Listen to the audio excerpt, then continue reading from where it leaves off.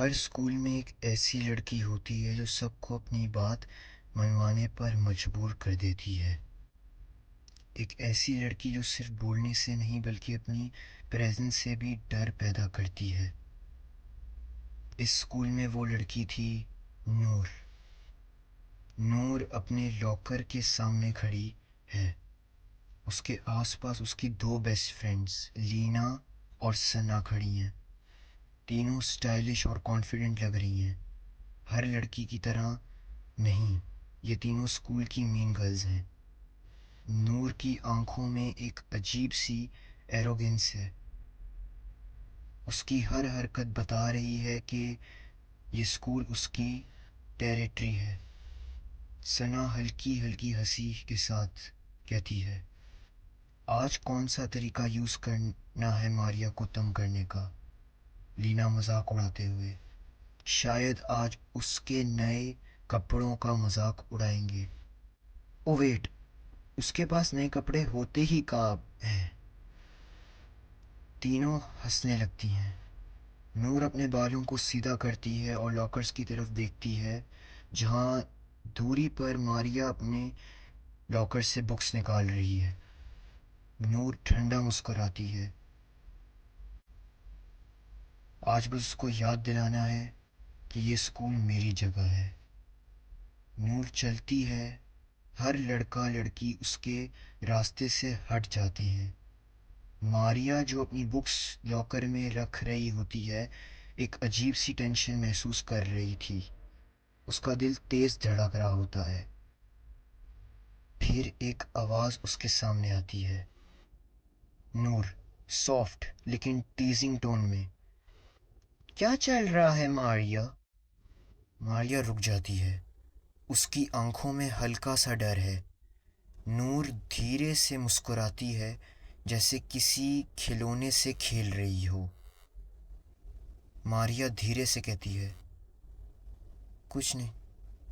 नूर sir उठाने का इशारा करती है, तो फिर चुप क्यों रही हो। लीना और सना हंसने लगते हैं।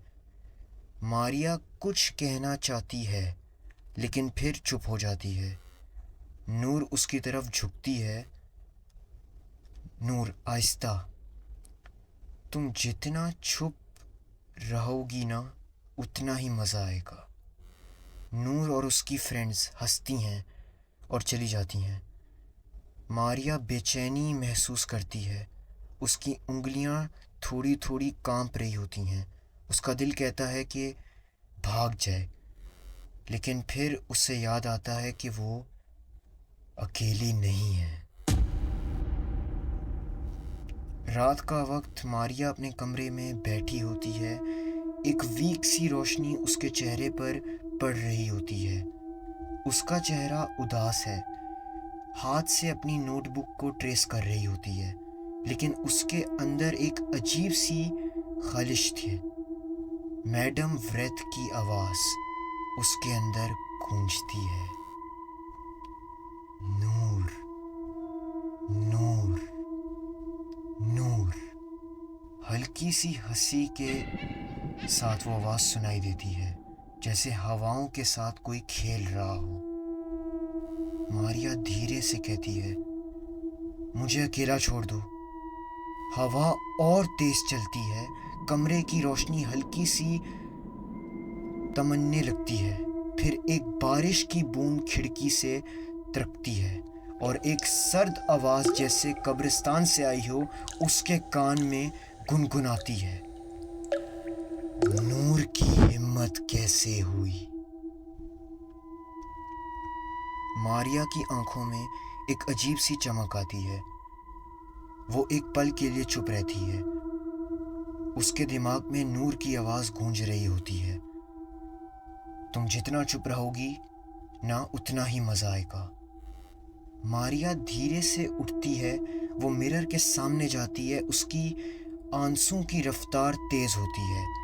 फिर वो धीरे से मिरर को छूती है और एक आवाज़ जो सिर्फ उससे सुनाई देती है गुनगुनाती है, नूर को जवाब दो मारिया,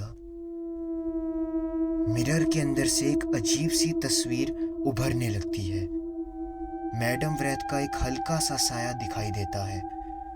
मारिया का चेहरा धीरे धीरे मुस्कुराने लगता है, लेकिन वो मुस्कुराहट एक मासूम लड़की की नहीं होती, वो कुछ और होती है। रात के टाइम नूर अपने बेड पर लेटी होती है।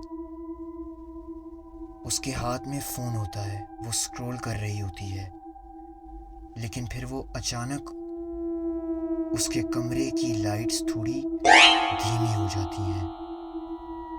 हाँ, बल्कि सी टेंशन में नूर करती है। एक हल्की सी हवा चलती है। नूर समझ नहीं पाती वो बेड से उठी है और कमरे के कोने की तरफ देखती है। वहाँ एक पुरस्कार परछाई है। नूर थोड़ा घबराते हुए, सना, लीना, तुम लोग हो क्या? परछाई धीरे धीरे हिलती है। नूर का दिल तेज धड़कने लगता है।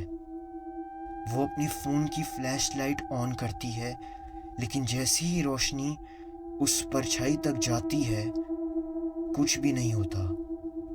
वहाँ कोई नहीं है। लेकिन फिर एक आवाज़ आती है, धीरे से, जैसे एक बूढ़ी औरत के होंठों से निकली हो। नूर। नूर तेजी से पलटती है। उसकी सांसों की रफ्तार तेज हो जाती है, लेकिन कमरा खाली होता है। उसके सिर्फ हवा चल रही होती है कमरे में। नूर एक पल के लिए सोचती है, क्या उसने कुछ सुना भी था या ये सिर्फ उसका वहम था। कैमरा धीरे से नूर के चेहरे के करीब जाता है। उसकी आंखों में टेंशन है। वो अपने शोल्डर्स को टाइट करती है और अपने बेड पर वापस जाती है, लेकिन जैसे ही वो ब्लैंकेट ओढ़ने लगती है, एक सर्द हाथ उसके कंधे को छू लेता है।